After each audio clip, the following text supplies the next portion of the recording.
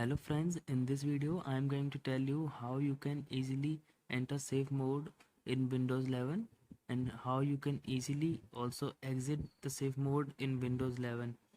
For doing this, you have to do as shown by me in this video. You have to go to Windows icon in the taskbar and right click, then go to run. After click on run, a run window will pop up over here. Here you have to type msconfig. msconfig. So after typing this, after typing msconfig, you have to press OK.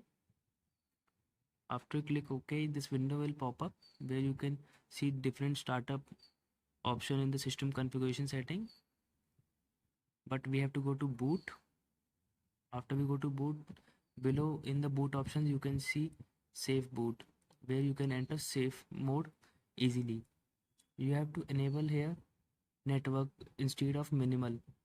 After you enable network, you can use network settings after entering into safe mode.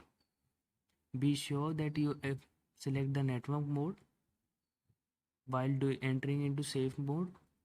After that, you have to apply and press OK. Then a small pop-up window will appear and you have to restart your PC so that you enter to safe mode. But I am not going to safe mode. I am cancelling it.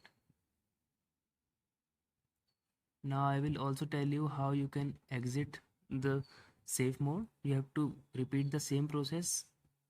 Go to Windows icon, right click over it, go to run and type here msconfig.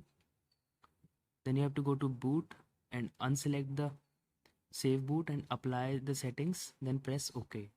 After doing this, you will be out of safe mode. I hope you liked this video. Thanks for watching this video.